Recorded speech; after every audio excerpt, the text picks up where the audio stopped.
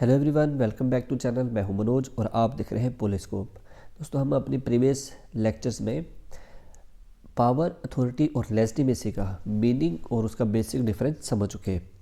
हमने पावर और अथॉरिटी को अलग अलग थिंकर्स के पर्सपेक्टिव से भी जाना, जिसमें हमने जाना कि पावर जो है वो एबिलिटी टू इन्फ्लुएंस है, किसी को किस तरह से इन्फ्लुएंस किया जा सके, फोर्सफुली या फिर कोरेसिवली। सो अथॉरिटी एक एक्सेप्टेड राइट टू कमांड है कि जो कमांड हमें दिया जा रहा है हम उसको एक्सेप्ट करते हैं।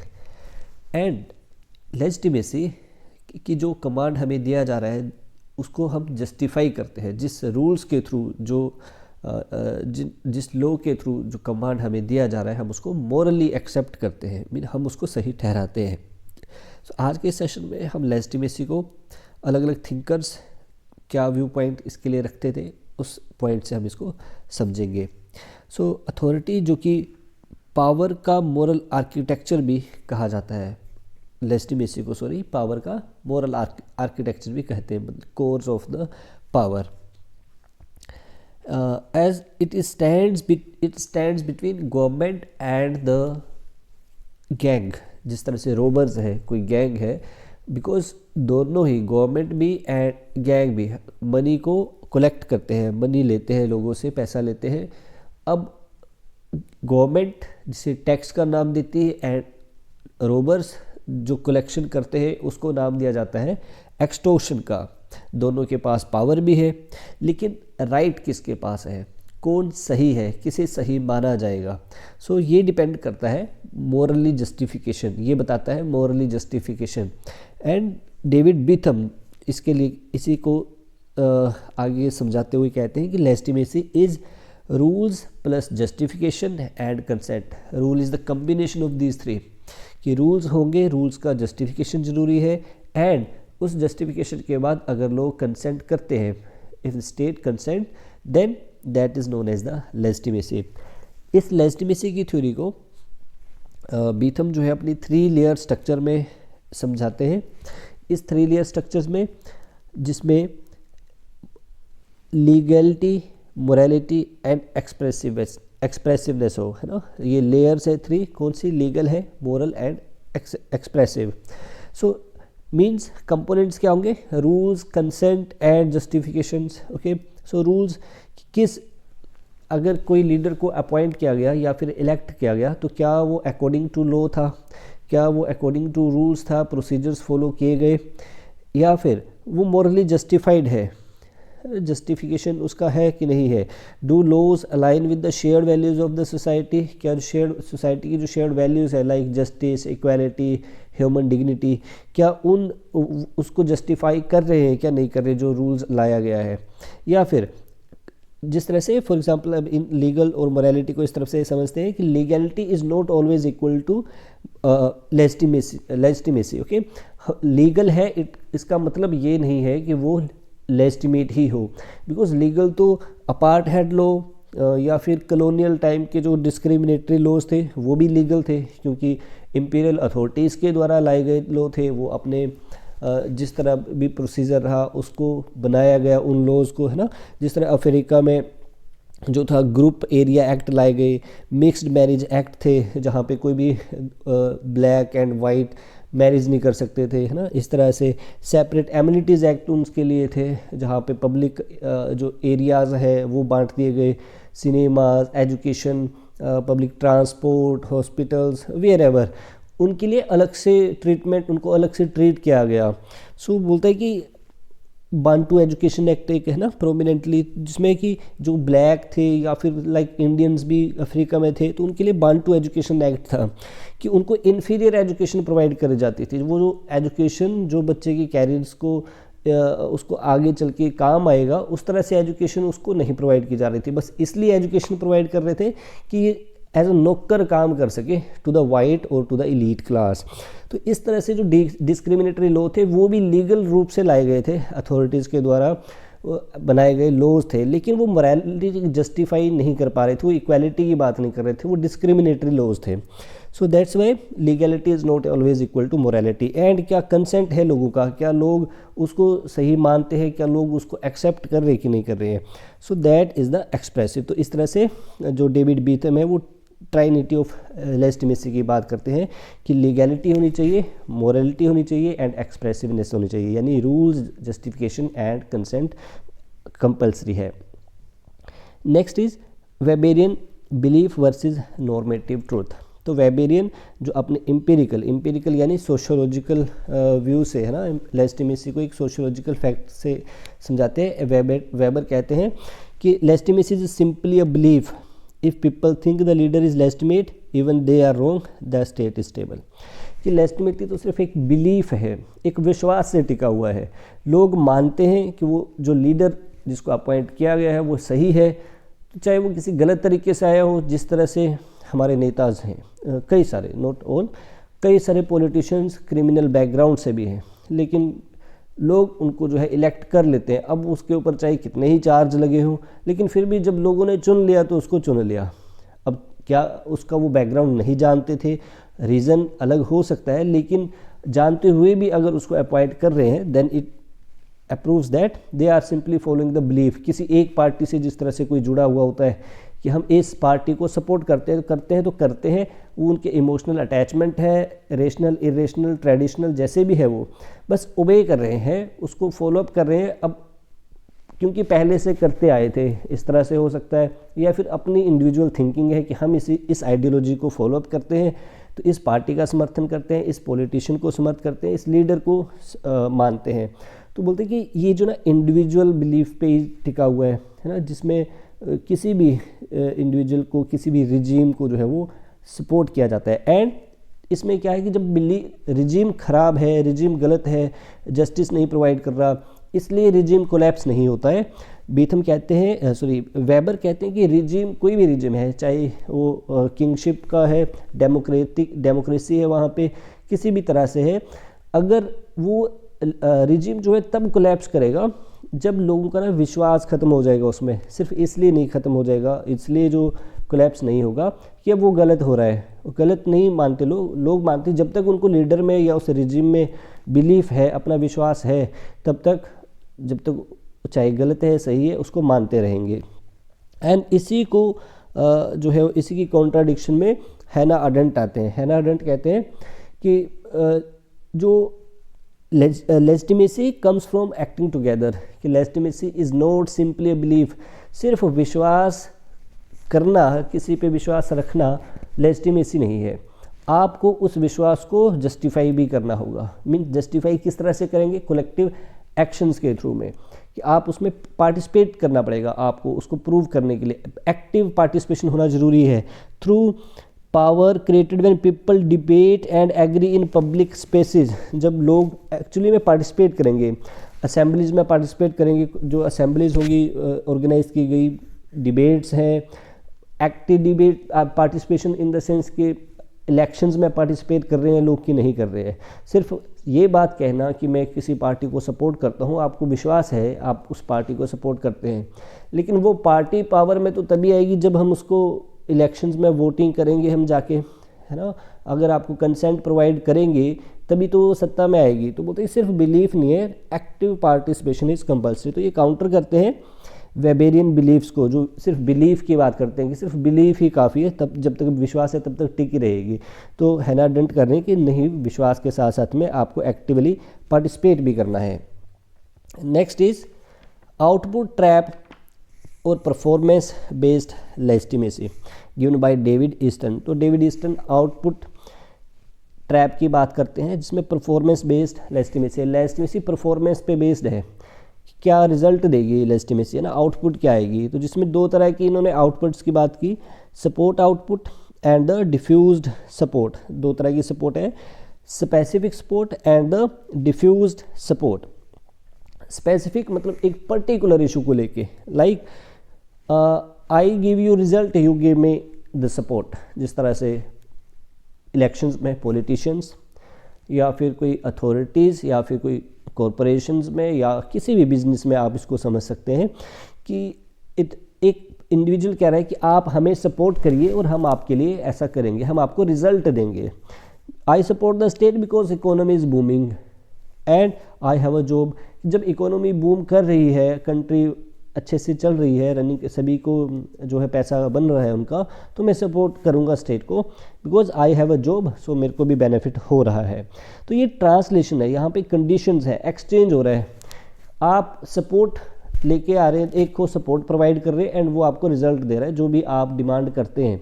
जैसे प्रोमिसेस हो गए, जैसे लोग डिमांड करते हैं कि आप हमें डेवलपमेंट करिए, हमारे एरियाज़ में रोड बनवाइए, स्कूल ओपन करिए, हेल्थ सेंटर ओपन करिए, तो हम आपको वोट देंगे। ये लोगों की डिमांड है, they are showing their support. आप हमें सपोर्ट करिए and we will provide you support, you give us the result, आप हमें रिजल्ट दीजिए। और यही जो डिमांड्स हैं ये पॉलिटिशियंस की भी होती हैं, प्रोमिसेस होते हैं इलेक्शन टाइम पे, हर पार्टी प्रोमिसेस करती है कि आप हमें सपोर्ट करो, हम ये काम करेंगे कंट्री में। सो बताइए ये इस तरह से है, लेजिटिमेसी है, तो इसलिए लोग उसको लेजिटिमेट मान लेंगे। एंड डिफ्यूज्ड सपोर्ट की और एंड फर्स्ट बात करते हैं, जो ये जो सपोर्ट है, स्पेसिफिक सपोर्ट, ये छोटे से टाइम पीरियड के लिए है, इसका टाइम पीरियड कम रहेगा बिकॉज जब तक कंडीशन सेटिस्फाई हो रही है, अगर एक्सचेंज हो रहा है, लोगों को विश्वास है कि ये हो रहा है, सपोर्ट वो इसलिए प्रोवाइड करेंगे ना कि उन्होंने कंडीशन लगा दी है कि आप हमारे लिए ये करेंगे। अगर वो काम नहीं हो रहा है तो फिर वो अपना सपोर्ट वापस लेंगे। ओके, जब सपोर्ट वापस लेंगे तो जो रिजीम है वो कोलैप्स होगा। एंड उसी तरह से diffuse support, this is the long term support. Okay, ये लंबे टाइम के लिए है, जिसमें क्या है, I support the state even in crisis because I believe in the constitution, कि मैं सपोर्ट को किसी एक पर्टिकुलर टाइम पीरियड के लिए नहीं, या किसी एक इशू के लिए नहीं सपोर्ट करता हूँ किसी को भी। मैं इसको क्राइसिस में, अगर कोई क्राइसिस भी आता है तब भी हम इसको सपोर्ट करेंगे बिकॉज मेरे को कॉन्स्टिट्यूशन में बिलीव है। जिस तरह से कई सारे लोग किसी पार्टी से जुड़े होते हैं, किसी भी पॉलिटिकल पार्टी से जुड़े हैं, एंड कई सालों से कई फैमिलीज पीढ़ी दर पीढ़ी एक ही पार्टी को सपोर्ट कर रहे हैं बिकॉज वो उस आइडियोलॉजी को मानते हैं कि ये पार्टी जो है वो इस आइडियोलॉजी पे बेस है, तो उसके साथ में लंबे समय तक, इवन कि उनको चाहे सीट्स ना मिले या फिर उनका फेवर में काम ना हो रहा हो, वो फिर भी उस पार्टी को सपोर्ट करेंगे। और दूसरा एग्जाम्पल मिलते हैं कि इसमें नेशनल आइडेंटिटी जैसे मुद्दे, स्टेट लैंग्वेज जैसे मुद्दे, कि मेरे को वी ऑल लव इंडिया है ना, we feel proud to be Indian. लेकिन क्या इंडिया में सब कुछ सही है? हम ये कहें कि हम इंडिया से प्यार करते हैं, तो क्या हम सिर्फ इंडिया की सही बोलेंगे कि भाई यहाँ पे सब कुछ सही है? क्या करप्शन जैसी सिचुएशंस यहाँ पे नहीं है? क्या अनएम्प्लॉयमेंट की सिचुएशन नहीं है? क्या भ्रष्टाचार जो भी पॉलिटिशियन से लेके है ना, ब्यूरोक्रेसी में ऐसा कुछ नहीं है? क्या सभी कोई खुश है? अमीर गरीब का गैप कम है? क्या सभी खुश हैं? तो बोलते हैं कि although there are many crisis but still then we love India, है ना, we are proud to be Indian. So बोलते हैं ये लंबे टाइम के लिए है, ये बिकॉज हम कॉन्स्टिट्यूशन में बिलीव करते हैं, हम बिलीव करते हैं कि ये कॉन्स्टिट्यूशनल जो है रूल जो है, लॉ जो है, इनको फॉलो किया जाएगा, रूल ऑफ लॉ होगा। सो that's why this is for long run. Next is the critical theory manufactured consent. तो यहाँ पे क्रिटिसाइज किया जाता है इसके अकॉर्डिंग कि लेजिटिमेसी नहीं है, लेजिटिमेसी जिसको हम मोरल जस्टिफिकेशन बता रहे हैं, ऐसा कुछ नहीं है। This is just manufactured consent, कि मैन्युफैक्चर्ड कंसेंट है, कंसेंट को मैन्युफैक्चर किया जा रहा है। पावर का विदाउट यूजिंग पावर कौन सा, जैसे पुलिस फोर्सेस या इकोनॉमिक प्रेशर नहीं बनाया जा रहा, हमें हमारी सोच को ही बदल दिया जा रहा है, आइडियोलॉजी को ही बदल दिया जा रहा है। And this is the most dangerous also. Okay, तो ग्रामेस्की इसको अपनी हेजिमनी थ्योरी में हमने प्रीवियस भी कवर किया। ये कहते हैं कि कल्चर, एजुकेशन, मीडिया, इसके थ्रू जो है ना एक नैरेटिव जो है उसी को चेंज कर दिया जाता है, क्योंकि आप एजुकेशन के थ्रू पीढ़ी दर पीढ़ी उन्हीं वैल्यूज़ को, जिस तरह से आप चाहते हैं कि आपका स्टेट हो, उस तरह से जो है, जो इलीट क्लास है उस तरह से उसको एजुकेशन प्रोवाइड करेगी, लोगों के नैरेटिव को ही, आइडियोलॉजी को ही चेंज कर देगी। हमने प्रीवियस में इस कंसेप्ट को अथॉरिटी में भी कवर किया कि किस तरह से हम in India and UK like countries there pedestrian paths are on the left side of the road. Okay, pathway जो बनाए जाए वो लेफ्ट साइड पे बनाए जाते हैं, and on the USA and Canada like countries they are on the right side. तो ये बचपन से स्कूल्स में भी यही पढ़ाया जा रहा है, मीडिया भी उसको वेरीफाई करता है, एंड जो भी अथॉरिटीज़ है वो भी उसी तरह से काम करती हैं, क्योंकि उन वैल्यूज़ को बेस पे ही वो चलता है। ठीक उसी तरह से है कि हमारे जो वैल्यूज़ है, हमें क्या सही लगता है, क्या वो भी प्रिपेयर किया जा रहा है, वो थॉट्स हमारे माइंड में डाले जा रहे हैं कि हमें क्या सही कर बोलना है या क्या फिर सही मानना है या क्या गलत किसको मानना है, मतलब उसको नॉर्मल बना दिया जाता है। इस एंड हैबरमैश कहते हैं कि there will be a legitimation crisis, कि जिस तरह से कैपिटलिज्म का दौर बढ़ेगा in late capitalism, state has to satisfy market and the voter mean the social welfare.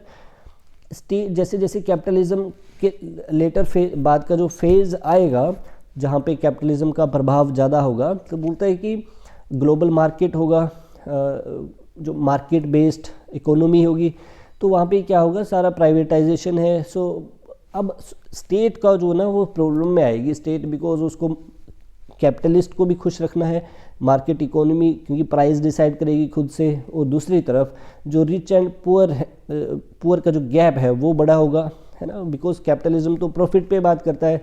तो बोलते हैं कि स्टेट को ना अब यहाँ पे पुअर जो अपने स्टेट के जो बाकी लोग हैं उनके लिए भी कुछ काम करना है, सोशल वेलफेयर की जो स्कीम्स हैं जिसमें सब्सिडीज़ जैसे प्रोवाइड करी जाती है, तो कैपिटलिज्म उसका विरोध करेगा वो। और दूसरी तरफ लोग जो है स्टेट का विरोध इसलिए करेंगे कि कैपिटलिस्ट को खुश किया जा रहा है, उनके लिए पॉलिसीज़ बनाई जा रही हैं, उनके लिए रूल्स को जो चेंज किया जा रहा है, जैसा कि हम अमूमन देखते हैं, है ना, बड़े बड़े बिजनेसमैन्स के लिए किस तरह से जो है वो पॉलिसीज़ को फ्रेम किया जाता है। लाइक अभी रिसेंटली हमने अरावली का इशू देखा, जहाँ पे अरावली की हाइट 100 मीटर तक ही बता दी गई कि 100 मीटर से नीचे जो है वो अरावली हिल्स का अरावली हिल्स ही नहीं है, मतलब उसको अरावली मानेंगे नहीं, अब वहाँ पे माइनिंग हो सकती है। तो ये इंडस्ट्रीज़ को खुश करने के लिए है, जिसका लोगों ने विरोध किया एंड पॉलिसी को रोल बैक करना पड़ा। लेकिन क्या हुआ क्या नहीं हुआ वो बात की बात है। हम यहाँ पर सिर्फ ये जानेंगे कि स्टेट अब दोनों को खुश नहीं कर पाएगी, चाहे वो इन्वायरमेंटल पॉलिसीज़ है, सोशल वेलफेयर स्कीम्स हैं, तो बोलते हैं जब दोनों खुश नहीं होंगे तो यहाँ पे एक क्राइसिस डेवलप होगा लेजिटिमेसी का एंड लोग जो हैं रिवोल्ट करेंगे, मूवमेंट्स करेंगे उस सत्ता के अगेंस्ट में। Next is legitimacy and justification and legality. So Raz Joseph जो है ये बोलते हैं, authority claims I know better than you what you ought to do and legitimacy require the claim must be publicly justify. कि जो authorities हैं जैसे वो कहती है कि हमें आपसे बेटर पता है, हमें क्या करना है वो हम आपसे बेटर जानते हैं, मीन्स ये एक तरह से एक्सपर्ट्स की तरह काम कर रही है ना, कि हम ज़्यादा जानते हैं, ये एक्सपर्ट इसमें जो है इन्वॉल्व हैं। लेकिन दूसरी तरफ अगर अच्छा जानते हैं तो फिर आपको जो है उसको जस्टिफाई भी करना पड़ेगा। अभी हमने रिसेंट एग्जांपल कवर किया अरावली हिल्स का, कि एक्सपर्ट्स ने बोल दिया, जो भी वो खुद को एक्सपर्ट्स मानते हैं, जो एक एलीट क्लास, कि नहीं ये अरावली नहीं है, एक्सपर्ट ने भी ऐसे बताया। लेकिन लोकल जो पॉपुलेशन है उसका क्या है ना, उनका व्यू पॉइंट है कि अगर आपका ये मानना है तो फिर इसको जस्टिफाई करिए, आपकी जो भी आइडियोलॉजीज है उसको जस्टिफाई करना है। सो ये बोलते हैं कि अथॉरिटी का ये जो क्लेम है ना, जब ये क्लैश करेगा लोकल पॉपुलेशन के साथ में, उनके थॉट्स के साथ में, जस्टिफिकेशन के साथ में सिंपली, तो बोलते हैं कि यहाँ पे लेजिटिमेसी का क्राइसिस आएगा। Means you need to justify your claim. आप कोई रूल्स लेके आए, जैसे फार्म बिल्स थे, तो फार्म बिल्स को जो गवर्नमेंट है उसको जस्टिफाई नहीं कर पाई, तो इसलिए क्या हुआ, उसको उन बिल्स को, उस लॉ जो वो लेके आना चाहते थे उसको क्या करना पड़ा, रोल बैक करना पड़ा। इसी तरह से लॉन फुलर कहते हैं कि law without morality loses legitimacy, कि बिना मोरालिटी के लॉज जो हैं वो लेजिटिमेट नहीं है। लॉज बनाए जाते हैं, लॉज जब फ्रेम किए तो वो लीगल है, कॉन्स्टिट्यूशन के दायरे के अंदर बनाए गए। आप पार्लियामेंट में, आप असेंबली में बिल लेके आए, उसको आपने जो था लॉ में कन्वर्ट कर लिया। अब लॉ वो बन गया लीगल, दैट इज़ लीगल। जैसे हमने प्रीवियस भी कवर किया अपार्टहाइड लॉज और कॉलोनियल लॉज, कि वो लीगल है, अथॉरिटीज़ के द्वारा फ्रेम किए गए, जो भी उस टाइम के रूल्स थे उनके अकॉर्डिंग बनाए गए, लेकिन क्योंकि उसमें मोरालिटी नहीं है, सो that's why if they are only legal that doesn't mean they are legitimate। so example के लिए हमने यहाँ पे अपार्टहाइड एंड कॉलोनियल लॉ को कवर किया। सो मोरालिटी का होना जरूरी है।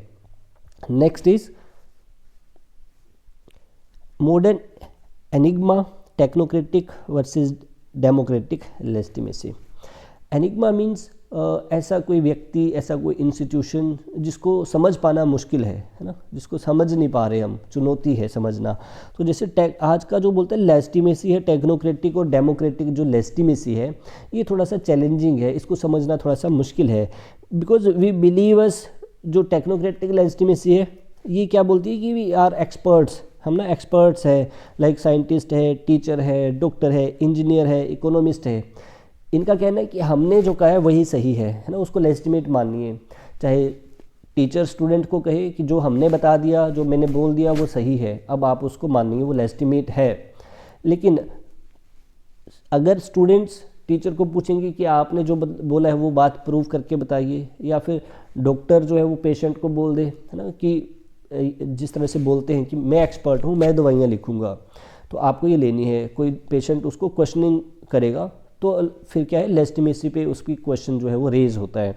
तो इनको समझना मुश्किल है, क्योंकि इसका जो है वो एक्सपर्ट जो थिंकिंग है ये गलत भी तो हो सकते हैं, ऐसा नहीं कि ये सही बता रहे हैं। जैसे हंगर इंडेक्स की रिपोर्ट्स आती हैं, ग्लोबल पावर की इंडेक्सेस की जो रिपोर्ट्स होती है, यूएन जो रिपोर्ट देता है, जो एक्सपर्ट्स बैठे हैं, तो पॉलिसी हर बार सही तो नहीं होती है। So that means this is technocratic legitimacy, जिसे समझना थोड़ा सा मुश्किल है।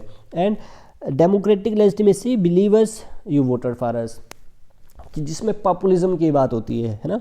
The conflict when expert decision collapse with the popular will and the rise of populism, कि जिसमें जिस तरह से हमने पेंडेमिक के टाइम पे देखा, कोरोना वायरस के टाइम पे, है ना, जब कोरोना के लिए जो वैक्सीन थी, तो एक्सपर्ट्स की ये राय थी कि सबको वैक्सीन लगवानी है, ओके। एंड लोगों का क्या था कि जो सोशल इन्फ्लुएंसर्स हैं, मीडिया में किस तरह से न्यूज़ फैली कि जो वैक्सीन से है कई सारी मौतें हो रही हैं, तो लोगों ने क्या किया, वैक्सीन लगवाना बंद कर लिया। अब लोग जो है वो मीन्स एक्सपर्ट्स को भी, एक्सपर्ट के ऊपर भी उनको विश्वास नहीं है, they don't believe on the experts, उनको विश्वास नहीं रहा लोगों को एक्सपर्ट्स पे, कि तो गलत बता रहे हैं, काफ़ी सारी मौतें हो रही है। इसका हमें जो मीडिया से कई बार जो रिपोर्ट्स मिली, इस बीच में क्या होता है, जब लोग वैक्सीन नहीं लगवा रहे, डॉक्टर्स की सलाह नहीं मान रहे, तो फिर राइज होता है पॉपुलिज्म का। मीन्स अब जो पॉपुलर लीडर है, जो लोकल लीडर जिसको हमने अपॉइंट किया हुआ है, अब उस पर विश्वास होगा, क्योंकि वो लोगों की विल से बने हैं, है ना, लोगों ने उनको मानते हैं, लोग सपोर्ट करते हैं उनको।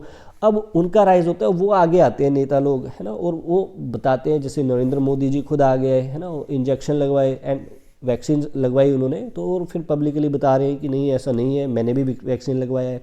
तो इस तरह से जो है वो लेजिटिमेसी उन्होंने उसको बताया। सो मीन्स यहाँ पे एक्सपर्ट का पॉपुलर जो पॉपुलेशन है उसके साथ में क्या होगा, क्लैशेस होंगे। तो ये है डेमोक्रेटिक लेजिटिमेसी।